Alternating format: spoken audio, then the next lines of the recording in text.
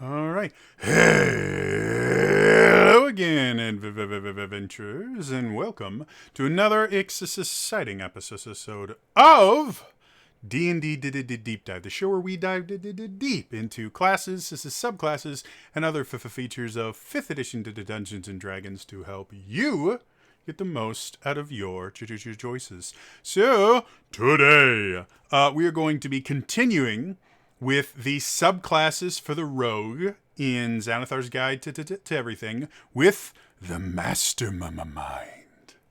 So first things first, the Mastermind is a reprint of one of the subclasses from the Sword Coast Adventurer's Guide, and due to how the alphabet works, it's listed right after the Inquisitive, because I and then M, and then the other two are Scout and Swashbuckler. So the next one would be the Mastermind.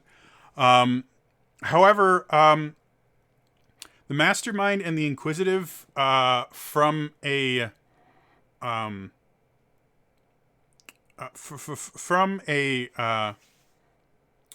thematic perspective, are incredibly similar.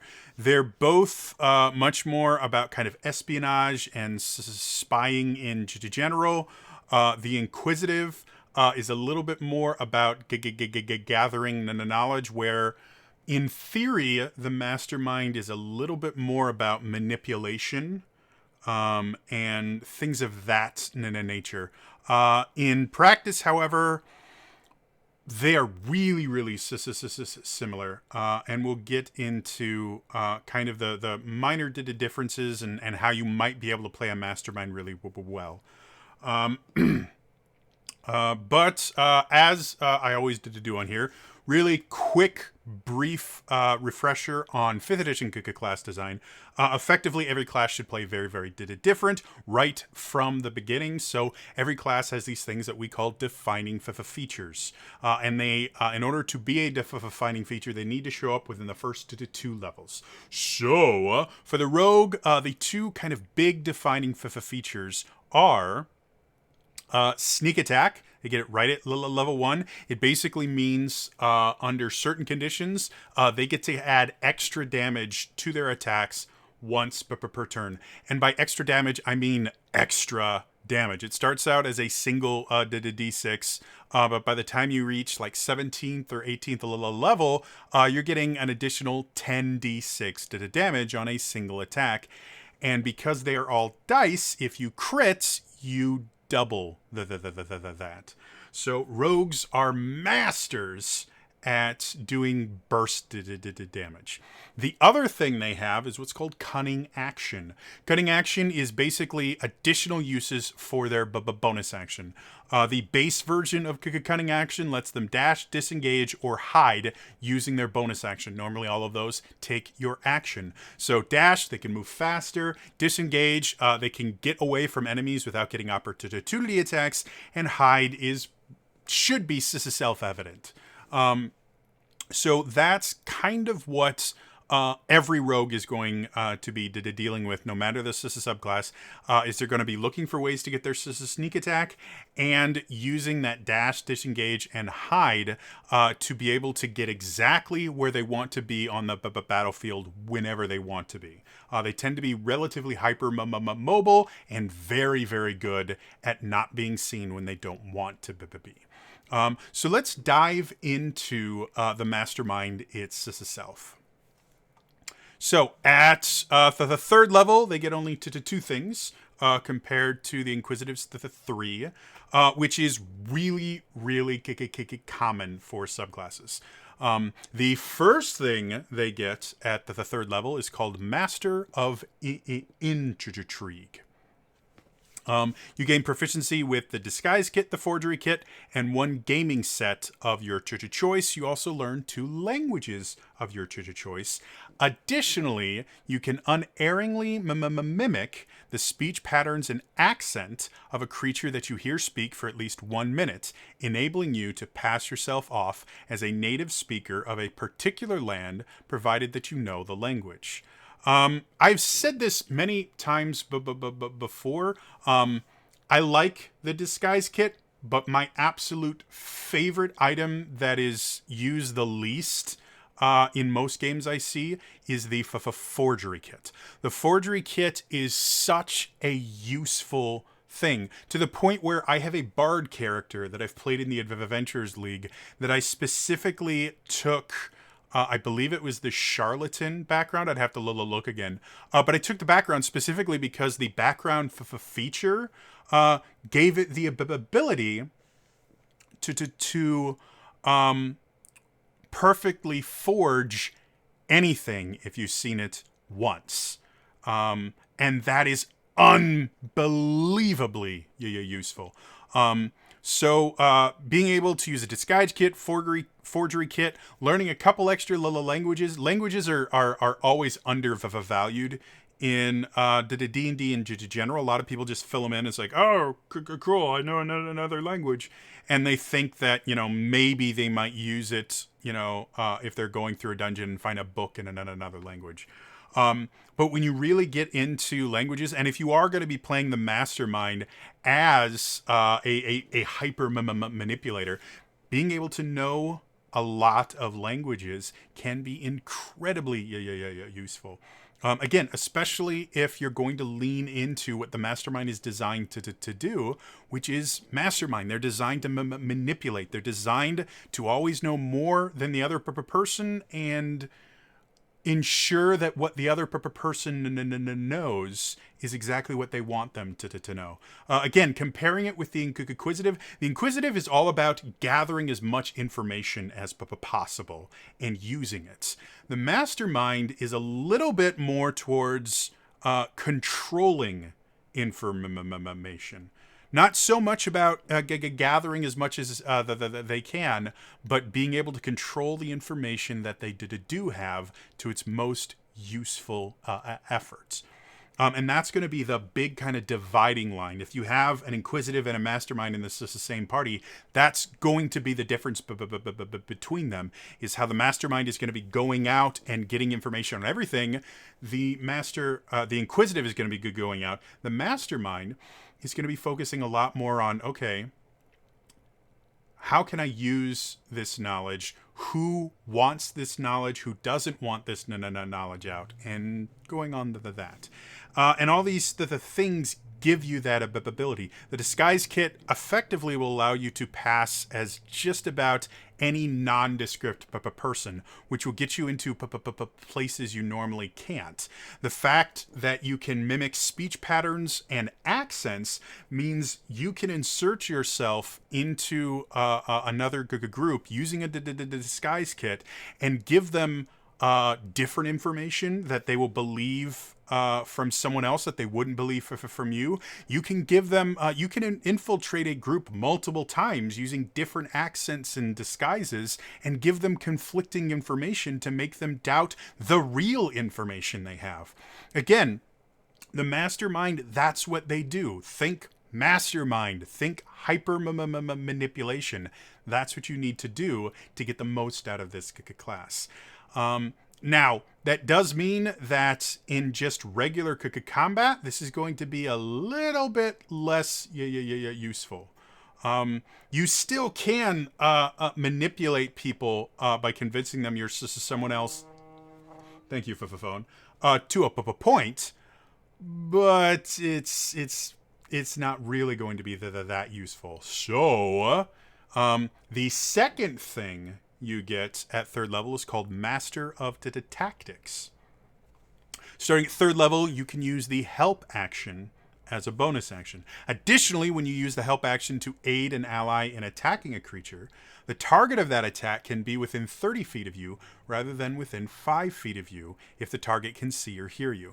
I've talked about the help action before. The help action is massively useful because it gives one ally advantage on their next attack roll.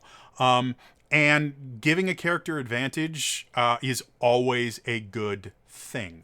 And with the help action, you can choose an ally that you're going to aid against a specific enemy. So it is very targeted, unlike something like Guiding Bolt, where just whatever the next attack roll against the target is gets advantage. This is going to be, no, the next attack that this specific person makes against this particular target is going to have advantage. Now, normally, you have to be within 5 feet to do that, meaning one of the most effective uses, or the effective users of help, is the old version of the Beastmaster Ranger's companion. They could get in close and they could use their action to use the help action, and it could be really good because the Ranger would effectively be getting advantage on one attack per turn. It's very, very useful.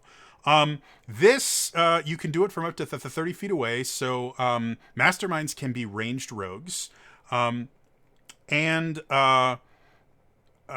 Again, picking the target and picking the ally you want to help can have massive benefits. Again, if you happen to have 2 rogues in a party, this can be really, really good for ensuring your other rogue is going to get their sneak attack when they need it. Otherwise, classes that are really good to give advantage to, the Paladin tends to be really, really good because if they could crit, they get... they can smite and do crazy amounts of damage. Spellcasters in general can be very, very effective because there are certain spells that require it to attack rolls, things like Disintegrate, where if they miss, they're wasting a pretty high level spell slot. But if they hit, they're wasting an enemy. And especially with spells like Disintegrate or Finger of Death, that enemy's not coming back. So yeah, choose your help partner well. But because this is your bonus action, unless you have another use for your bonus action on that turn, this is absolutely a fantastic way to use it. And effectively, because again, it's your bonus action, this is effectively just giving you more cunning action uses. I really wish they would phrase these instead of saying you can use help as a bonus action, as you can now use the help action, or you can now use your cunning action to make the help action as a bonus action, just to tie it back, because that's literally what Master of Tactics is doing, is it's giving you another use for your cunning action. But for whatever reason, they just don't phrase it that way, and it annoys me. But other than that, that means on the battlefield, again, Mastermind, you're all about manipulation. And this is direct action economy manipulation, because that means whomever you are helping, which every turn you are more likely than not be helping someone, you're going to be ensuring that more of the actions on your side are going to be successes than their side, because someone is always going to have advantage. And if you're always giving advantage to the person that can get the most benefit out of it, you become an absolute wonderful help to your team. Now, going to 9th level, you have Insightful Manipulator. If you spend at least 1 minute observing or interacting with another creature outside of combat, you can learn certain information about its capabilities compared to your own. The DM tells you if the creature is your equal, superior, or inferior in regard to 2 of the following characteristics of your choice: intelligence score, wisdom score, charisma score, class levels, if any. At the DM's option, you might also realize you know a piece of the creature's history or one of its personality traits, if it has any. Insightful Manipulator, for the most part, is going to be a mostly role-playing option, and it's not crazy useful. It can be nice to know, since you know your scores, your ability scores, it can be nice to know if an enemy has a higher or lower score, because it can kind of change how you interact with them. If you find out they have a really low wisdom score, maybe you will try just blatantly lying to them more so than maybe trying to persuade them. If you find out they have a really, really high intelligence score, You may try manipulating them in ways of flattering them for their intelligence, or if they have a very high charisma score, you may just try overall appealing to their vanity or something like that. So, I mean, there is manipulative aspects to that. In combat, the only real use of this, and you can't really use it in combat because it takes a minute of observation. But if you can like ambush someone and you can take a minute to observe someone, if you find the biggest, baddest guy and you pick, generally you're going to want to know their wisdom score and probably their intelligence score, because those are the only two scores that you're ever going to have saving throws that they have to make from that little list. And that might be able, if you have a spellcaster that uses intelligence or wisdom, illusion magic a lot uses wisdom based things. They might be useful, but even that is really, really limited. And even in a role playing perspective, you have to watch them for a minute, and you're really only finding out if they're higher or lower.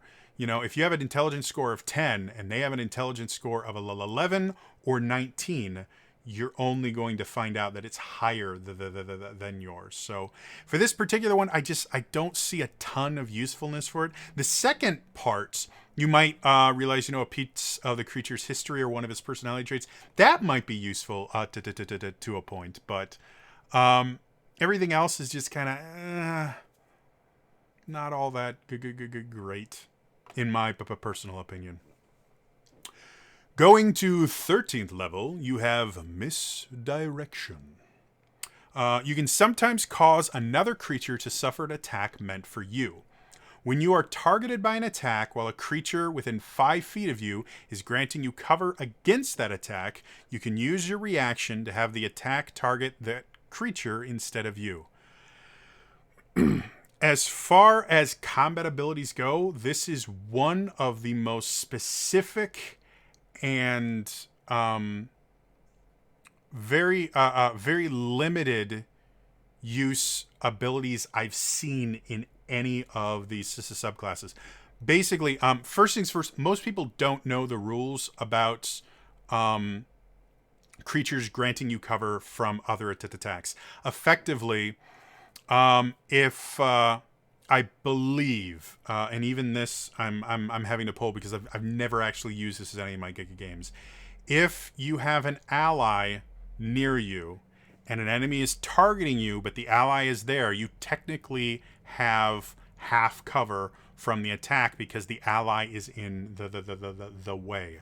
I'm not 100% certain what it means if enemies, but the enemy would need to be directly in between you and the person that is shooting a ranged attack at you for you to get any sort of benefit. And the rule of thumb I have always gone on is if there's an enemy between you and another enemy, or if you're making a ranged attack against an enemy and there's an ally between you and the enemy, you can just tell your ally to duck, or the enemy can just tell their ally to duck, and you have no problem making the attack. In earlier editions, specifically the third edition, there was actually a penalty for what they called firing into combat. Basically, if someone was engaged with someone else in combat and you made a ranged attack, you'd take, I believe, is a -2 to your attack roll because you were attacking them. Even if you were on the exact opposite side and there was nothing between you and the enemy, if they were in combat, you always had to take a -2. So this misdirection kind of feeds on that old school idea that doesn't really exist in 5th edition. And again, generally, the only person that's going to be, as far as my understanding of the 5th edition rules, again, if I'm wrong, correct me in the comments. The only person you're going to be redirecting an attack into is going to be an ally. Which, in the very specific instance of the ally has a higher armor class than you, and the attack will hit you but won't hit your ally, that could be useful. Other than that specific instance, or maybe you have a barbarian or something that can just absorb the hit. Other than that, you're really not. This is really not a good use of your reaction. There are so many better uses of your reaction that you can get from feats, or even just opportunity attacks would be better than this misdirection one. It's so weird, and it just doesn't feel very much like a mastermind thing, because this isn't knowledge or anything like this. This isn't controlling anything. This is literally you hiding behind someone else and then getting them shot. So yeah, I'm not particularly fond of that. Finally, at 17th level, you get Soul of Deceit. Your thoughts can't be read by telepathy or other means unless you allow it. You can present false thoughts by succeeding on a charisma deception check contested by the mind reader's wisdom insight check. Additionally, no matter what you say, magic that would determine if you are telling the truth indicates you are being truthful if you so choose, and you can't be compelled to tell the truth by magic. For a 17th level ability, first of all, this is entirely a role-playing ability. Most 17th level abilities are going to have combat benefits, because by the time you've gotten to 17th level, you have other things for role-playing. Generally, your ultimate ability in your subclass should make you more powerful in combat. This has no ability in combat whatsoever. So that's not great. In addition to that, I've said many times, telepathy, super useful. The ability to resist someone reading your mind, less so, unless your DM is running a specific campaign where, as high-level characters, you have to deal with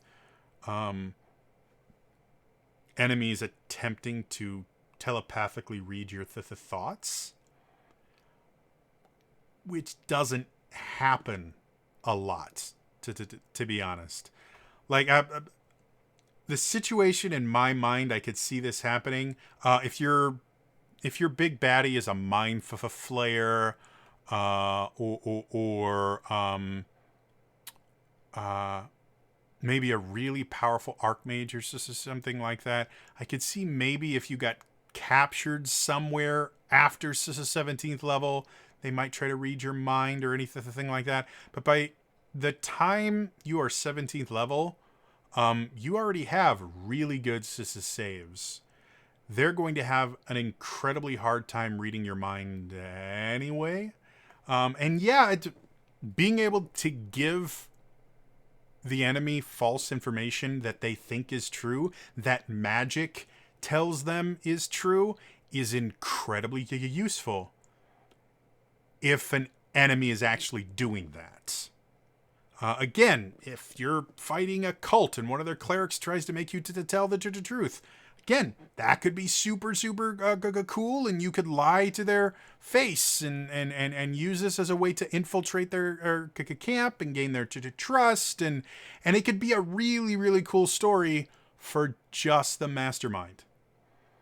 Anyone else in the group would have the chance of failing and blowing everything up. So overall, like, this Soul of Deceit, it's a really cool ability. I would much rather see it at a much lower level, where it's significantly more likely that you might be interrogated by an enemy. You might be captured or something like that. By the time you're 17th level, that's to tier 4. At that point, you are fighting like demigods and the things like that, who don't need telepathy to read your thoughts. They're just going to smite you to death. They're really, it's a really cool ability at a much lower level. Like, I could totally see Soul of Deceit being the 9th level of ability and being super cool. But as a 17th level ability, it just feels so underwhelming. And so much of this class. Well, let's go for final thoughts. So, The abilities that you get at 3rd level are really awesome.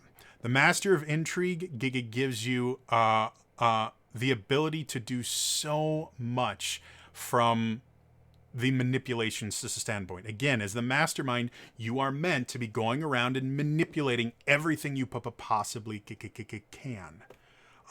So Master of Intrigue just makes it that much easier for you to do that. And it's super, super cool. Master of Tactics makes you really, really good at manipulating the battlefield, specifically ensuring the people that need to hit are going to hit while still being able to do your rogue stuff. And you can do that from ranged. So Masterminds make really, really good ranged rogues. However, other than your 3rd level abilities, literally everything else in this class is this subclass is entirely roleplay. Which is great if you're running a really, really heavy roleplay heavy campaign. But even then, you are eventually going to get into combat. And the fact that just about every other subclass is going to give you something you can use in combat, whereas this rogue is only going to have their base rogue abilities to use in combat, you are going to have to rely really, really heavily on magic items, and knowing the rogue inside and out to feel as useful as your other allies in combat. And even outside of combat, when you're role-playing, so many of these things have such very specific uses that they're not going to benefit you that often in role-playing. Like I said, if I was to redesign this, I would probably put Soul of Deceit at level 9, just get rid of Insightful Manipulator completely, because I just don't see it being useful, and then come up with something at 17th level that improves their sneak attack in some way. Maybe be able to give your sneak attack to someone else that you use the help action with to kind of link with Master of Tactics, or just something to give you a benefit in combat that could be useful. But yeah, as of right now, I'm not a huge fan of high-level masterminds. Tier 1, Tier 2 masterminds, I think they would be an amazingly awesome, fun class to play. Once you get into Tier 3, it could still be fun. Tier 4, you're just going to feel really, really underpowered. Luckily, most campaigns never make it to Tier 4. Most of them barely make it to Tier 3. So choosing the Mastermind, you can still have a ton of fun, especially if you're running any hardcover adventure published by Wizards of the Coast. Most of those end around level 12. So you'll still get to do a lot of really, really fun stuff and go through the entire campaign having a blast.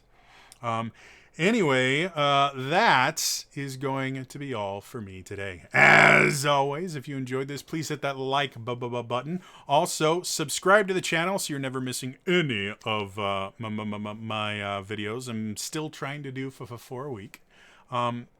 And be sure to hit the bell icon and turn notifications on so that when I do make things at weird times, because my health doesn't let me record when I want to or upload when I want to, you never have to worry about missing anything. In the comments below, what is your guys' view of this? And am I missing some uses that make this significantly more useful at high levels than what I'm seeing here? Would you want to play a mastermind, or would you want a mastermind as part of your party? Let me know in the comments down below. Otherwise, again, that's all for me today, and I will see you guys next time. All right? Bye-bye.